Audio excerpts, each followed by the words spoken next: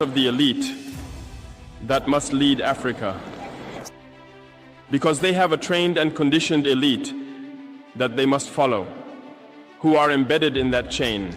Ibrahim Traoré's stand at the United Nations was more than just a bold act. It marked a turning point in the ongoing movement for African sovereignty and global self-determination. His refusal to be silenced by foreign security and his calm but firm response to attempted intimidation was not just a win for Burkina Faso, but for the entire African continent.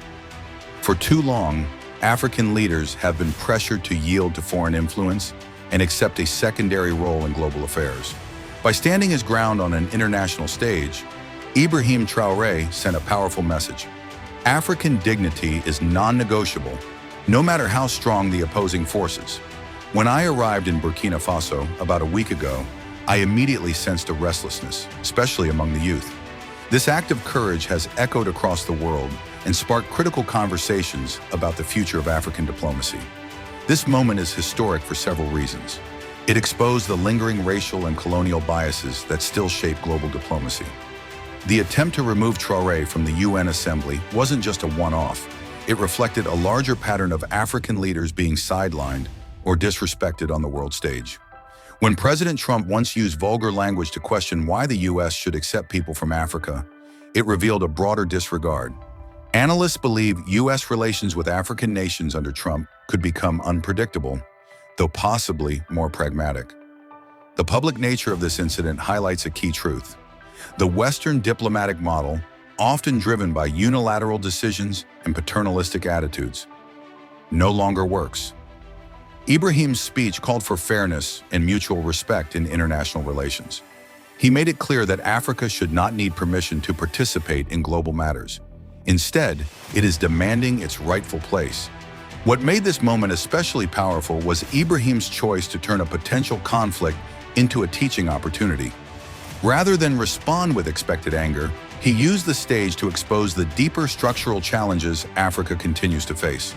From the legacy of colonialism to the continued influence of former colonial powers, Ibrahim Traoré's speech boldly addressed long-standing injustices. He called for African nations to be treated as equal partners in global affairs, not as regions whose resources and voices could be exploited without consequence. The impact of this moment was immediate and far-reaching. Across Africa, from Lagos to Nairobi to Cape Town, there was a surge of excitement, empowerment, and unity. Traoré's words deeply resonated with millions of young Africans who have long felt ignored in global conversations. This awakening marks a powerful shift in mindset, a generation no longer willing to accept second-class treatment. The visible support from other African leaders who stood in applause symbolized a new era of collective awareness, an era that demands dignity, respect, and self-determination. This moment also signals a shift in Africa's economic and political relationships with the world. Although Africa is rich in natural resources, it has historically lacked control over them, with foreign corporations and governments reaping the benefits. For decades, these one-sided arrangements left local populations with little gain. Now, the so-called Ibrahim effect is sparking change. African nations are beginning to renegotiate trade and investment deals on more equal terms. Many are reevaluating economic agreements with Western powers that were designed in their favor. Africa is no longer satisfied with the status quo. It is stepping forward with confidence, asserting its right to engage on its own terms. Diplomatic communities around the world have taken notice. European nations, especially those historically tied to colonial rule, were forced to confront their role in maintaining a global system that marginalized African countries.